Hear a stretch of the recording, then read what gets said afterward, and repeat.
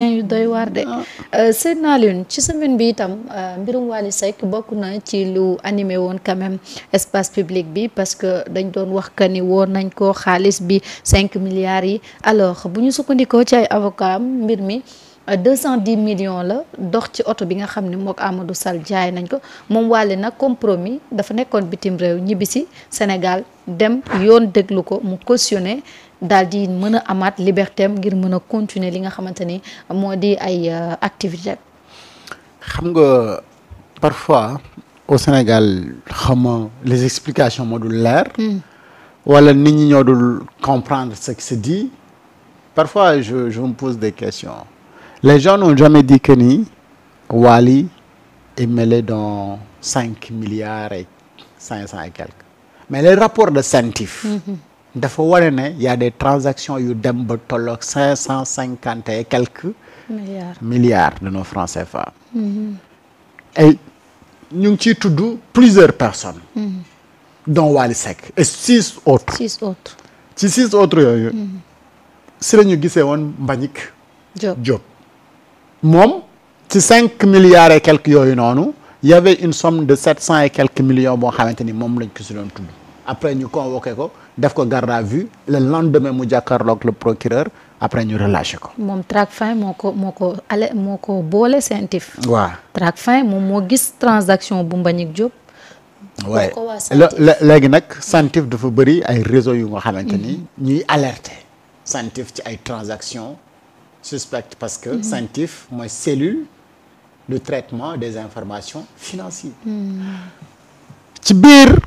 5 milliards yooyu noonu. ñu rappelé leen ne nee nañ la 5 milliards yooyu dafa bokk même ci 125 milliards yi nga xamante ni moom la ñuy tudd. ñoom Farba Ngom ak Tahirou Sarr et cetera. xam nga ci biir foofu. si ngay gis que ni y a un 10 milliards yi nga xamante ni moom soxna soosu di administrer société bi nga xamante ni moom moo joxoon Amadou Sall. ba mu mën a retirer xaalis ak la ñu waxoon ci les 10 milliards là ci terrain bi ko Macky Sall mayoon en 2014 et tout ça loolu yëpp si la bokk maintenant Wally Seck dans ces 5 milliards yi nga xamante ni moom le rapport bi spécifiquement génne bu tudd ci turam mooy que ni y avait une transaction de 210 millions ou plus ci ay transactions yu nga xamante ni am na entre Wally Seck ak Amadou Sall mais dañ ne transaction yooyu noonu dafa suspect parce que mënuñu comprendre institution étatique di jógee xaalis dafa jógee di dem si une personne bu nga xamante ni amul benn convention ak état donc am na lu nga xamante ni def ci lëndëm nan la demee lii moom moo nekkoon question bi et quand il est venu il a cautionné man nag dama mos a nangu ne ces personnes comme ça mais l'essentiel c'est de recouvrir l'argent et le procureur de la République du Sénégal bi mu defee conférence de presse am doon wax ci mbirum rapport scientifique ak 125 milliards yi évidemment loolu la waxoon mooy l'objectif ce n'est pas d'envoyer les gens en prison mais c'est de recouvrir l'argent du contribuable et ñoom duñu agent de recouvrement et tout mais ay autorité judiciaire lañu et que la possibilité de faire benn caution am na mais donc da ngay ñëw nga cautionner caution bi nag mooy sorte de garantie la mooy que ni yow tu es présumé innocent ci njëlbeen ñuy dem di defi l'enquête ba keroog mu ñuy wóor yaa def wala defoo bu fekkee yaa def xaalis bi moom dañ koy delloowaat état moo ko moom bu fekkee defoo ñu jëlaat sa xaalis jox la parce que bu boobaa dinañu xam kan ak kan moom moo def ci lii nga xamante ni moom lañ doon wër bu dee Amadou Sall la Amadou Sall moom mooy fay xaalis ba de bu fekkee ni yow la yow it ñu retiré xaalis bi jox la mais kenn waxul ne Wally amul droit jaay oto jaay ku ko neex su ko neexee mun na ko def waaw loolu de yoonu kenn newu ci sax jaay nag moom ci réew mi amul lenn lu ñuy tere koy jaay am na nag lu ñuy tere looy jaay ci réew mi mais koy jaay moom kenn définirul ko ne am nga droit jaay góor wala jigéen wala sëlmaxa wala keneen non kenn définirul loolu looy jaay nag moom définir nañ ko am na lu nga xamante ni amoo droit jaay ko fu ñu la gisee nga jaay ko rek dañ lay téye dès l'instant que rek li ngay jaay kenn terewul ko kenn wutalul la ki nga koy jaay léegi nag kiy jënd ak yow moom nag nañuy contrôler xaalis ba muy jëndee ndax baax na wala baaxul waaw. bés bu ñu gisee ne xaalis ba mu jëndee baaxul yow ma ko jaay it dinañ la toppale. parce que da ngaa jaay nit ci xaalis moo xamante ni xaalis boobu la ñuy wër comme xaalis bi sa loxo la mujjee tàbbi. faaw ñu ñëw laaj la ndax yow nekkul yaa ñu intéressé mais xaalis bi nga encaissé moo ñu intéressé. ni nga def ba encaissé ko nag loolu après dinañ ko laaj bu fekkee ni activité bu normal la mais yow doo ci am benn problème mais xaalis bi nag moom dañ ko soxla. comme Wally def na question am mais ma jàmbal nag Wally xale la am courage bi moom mënutoon am courage rek def ni Wally bañ a génn dem wuyu ji Wally daa ñëw wuyu naturellement. non ma jàmbal bu nekkoon ci situation bi ndekete moom du guerrier de Wally ko gën a doon guerrier de non Wally fekk ko ci réew mi waaye teewul daa ñibbisi gone fit ah gone fit ndekete am na ñoo xam ne làmmiñ rek lañ am ci penc mi waaye amuñu fit de ma jàmbal day ba tey ci wàllu yoon seet naa leen haute cour de justice annoncé nañ ñu que ni fan yi ñu jëm dinañu woo ñi nga xamante ni ñoo di jëwriñ ñi yoroon suñu gafak ak réew notamment Abdoulaye Daouda Diallo Amadou Ba Birima Mangara ginnaaw enquête yi nga xamante ni enquête kat yi mëne nañ ko boucler nañu seen enquête bañ na ko ba ay directeurs yi yor ay banque sax ci réew mi déglu nañ leen ci mbir moomu kon nag mun nañu jàpp ni ñoom itam dinañu dem taxaw ca kanamu yoon. gëm naa ne du nekk ñoom rek sax. waaw parce que borom Oryx yi it. gëm naa ne borom Oryx yi moom. moom it dina ñëw ndax gars yi commencé naa ñu ñëw jàpp ca wàll ga mu féete. wàll ga mu féete dinañ ci ñëw léegi. Birima Mangara. Amadou Ba ak Abdoulaye Daouda Diallo xibaar la bu nga xamante ni am nañu ko ci semaine bii ne. haute cour de justice dina leen woolu déglu leen. et naturellement assemblée nationale ak haute cour de justice dañu def mise en accusation ngir la nga xamante ni moom lañ leen war a toppee. ci gestion wu benn xaalis bu nga xamante ni jàpp nañ ne dafa waroon nekk ay dépôt à terme te ñoom ñu am ci responsabilité ci xaalis boobu parce que dañu gis ne dépôt à terme yooyu noonu. avant muy arrivé à terme ñoom fexe nañu vider. xaalis boobu noonu mu jeex tàkk te. li ñu waxoon fii ci dépôt à terme yi mooy condamné goo xam ne da nga ko jenc joxe app te loolu bëri na ci ñun ñu nga xamante ni am na ñuy compte yu nga xamante ni dépôt à terme la yenn saa yi ñenn ñi nga xamante ni ci beneen terme lañ ko utiliser mooy compte bloqué en réalité compte bloqué amul mais dépôt à terme moom moo am mooy que ni da nga fiy teg xaalis bi ba diir bii tant que diir bii jotul. doo ko laal munoo ko laal. léegi sax gis naa transaction borom picc mi. am coffre. loolu coffre boobu. dafa am date bu nga xamante ni da nga koy. da nga ko ciy def tant que date boobu jotul. doo ko récupérer munoo récupérer li nekk ci coffre bi. loolu moom mooy dépôt à terme. mais ñii nag ci seen gestion dañu gis ne. dafa am des centaines de milliards yu nga xam ne dafa waroon nekk foofu maanaam dépôt à terme am app bu nga xamante ni tant que yeggu fa mënuñu ko utiliser mais dépôt à terme bu fekkee ne état bi daf ko def ci benn banque mooy que ne dafa am ay intérêt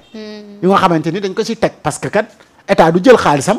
dugal ko ci compte benn banque bàyyi ko fa rek muy nelaw noonu te du am benn njëriñ donc dafay liggéey yàlla le temps que mu di fa tëdd.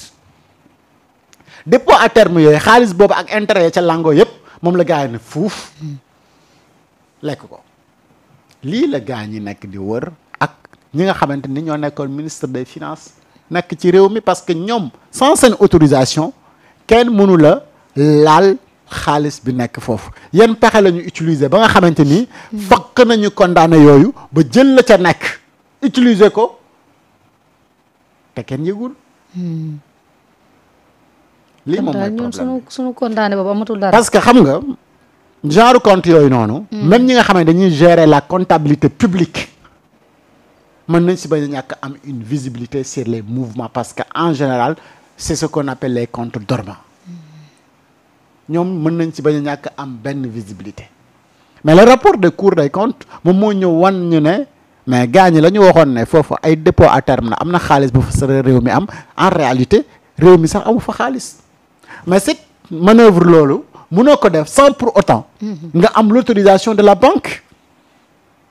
parce que tant que banque bi autorisé wu la pour nga laal compte boobu nga xamante ni dépôt à terme la mais tu es incapable tu n'as pas la possibilité de le faire loolu moom moo waral donc nga gis ne dañu convoquer même yenn responsable yenn banques yi nga xamante ni compte yooyu si la ñu nekkoon pour leur poser des questions par rapport ak xaalis boobu nga xamante ni c'est l'argent du contribuable c'est l'argent du pays et sans l'autorisation du ministre des finances mais mënul nekk donc ñoom ñëpp nga xamante ni nekkoon nañu foofu noonu te amoon responsabilité ci théâtre yooyu noonu mais leur responsabilité est engagée puisque nag dañu am juridiction d'exception ay ministre la ñu woon mënuñu leen woo ci cour yu ordinaire yi mais il faudrait qu'on active haute cour de justice et ñun ñëpp xam nañu procédure yi récemment ci li nga xamante ni noonu la haute cour de justice di doxee le ministre de la justice qui va saisir le président de l'Assemblée nationale qui va saisir également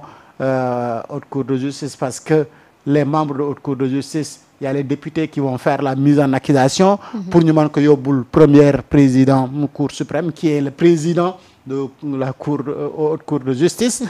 kooku doora ñu def mise en accusation bi doora yóbbu donc le dossier parce que ñoom dañu am une juridiction d'exception loolu nag moo dul yoon ci réew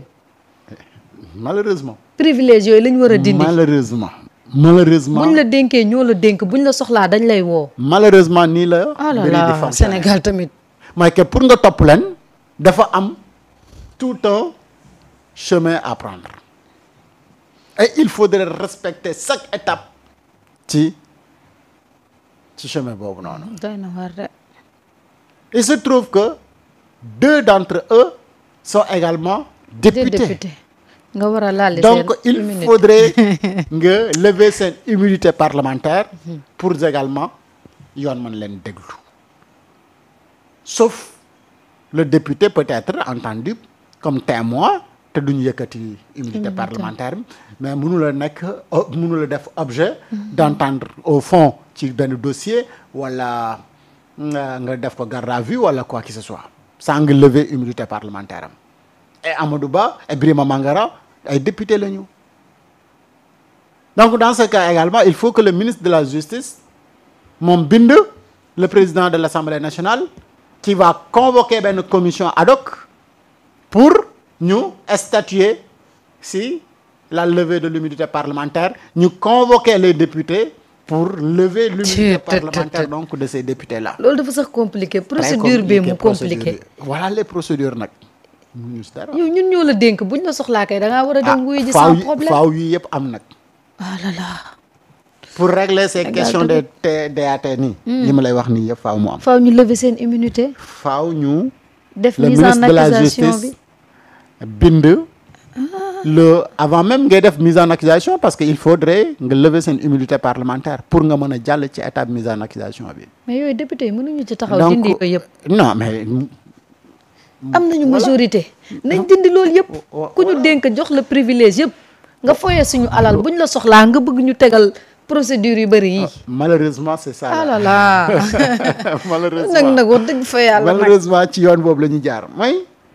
il faut que le ministre de la justice saisir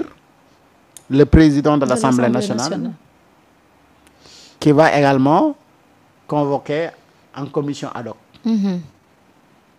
dans un premier temps commission ad hoc bi déglu ñoom i tamit